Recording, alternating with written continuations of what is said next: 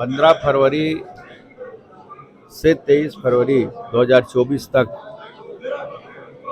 हनुमत महायज्ञ और राम कथा का आयोजन एक ऐसे संत के माध्यम से होने जा रहा है जिनकी वाणी सुनने के लिए, जिनके दर्शन के लिए लोग तरसते हैं। और ये हमारा सौभाग्य है कि हमारी भिलाई की धरती में उनका आगमन हो रहा है। पद्म विभूषण जगत गुरु हमारे रामानंद जी चार्य, स्वामी रामभद्राचार्य जी महाराज का आगमन हो रहा है। ये ऐसे संत हैं जो 500 साल की जो राम मंदिर की उलझन थी उसको दूर करने में सबसे बड़ी भागीदारी कर किसी की रही कि संत की रही है। इन्होंने अदालती जो प्रमाण देकर अनेक ग्रंथों से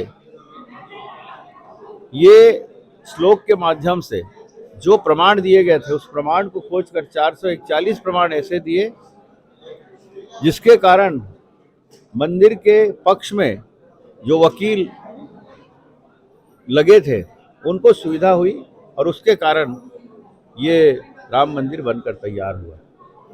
और हमारा सौभाग्य कि हमारी धरती पा रहे हैं। 14 तारीख को कलश यात्रा के माध्यम से कार्यक्रम की शुरुआत होगी। गणेश मंदिर सेक्टर 5 से कलश यात्रा हजारों हमारी माताओं बहनों के कलश के साथ निकलेगी और एक भव्य वातावरण रहेगा। पूजन के साथ उसकी शुरुआत होगी और 15 तारीख से हवन पूजन शुरू होगा।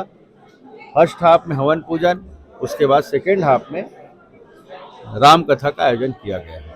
क्या व्यवस्था रहेंगी? इसमें पूरी व्यवस्था है। देखिए, जो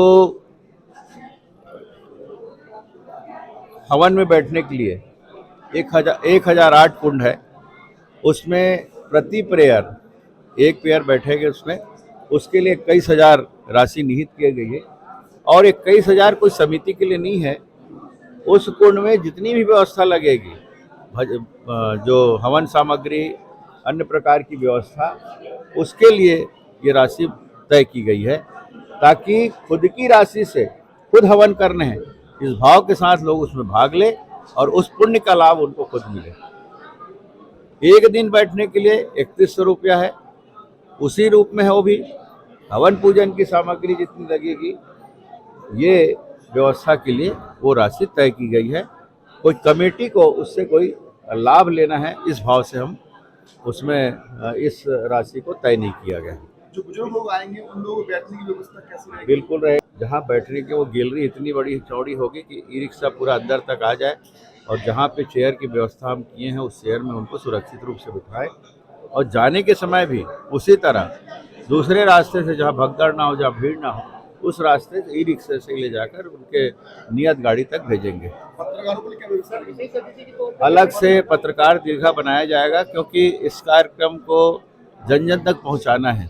उसके सबसे बड़े माध्यम पत्रकार बंधुगण हैं, इसलिए वहाँ पे अलग से व्यवस्था रहेगी और उसको आप सुविधाजनक ढंग से उस कथा को भी सुने, स्वामी जी के दर्शन भी करें, उस रूप में वहाँ व्यवस्था किया जाएगा।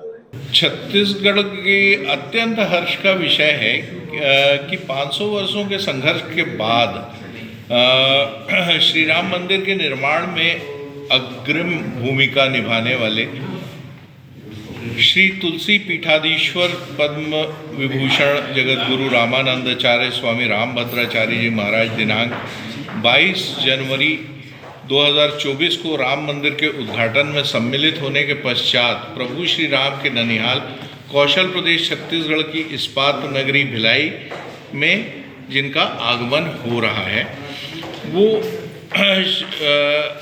यहाँ पर भिलाई में श्री राम कथा रस अमृत वर्षा और 1008 श्री हनुमत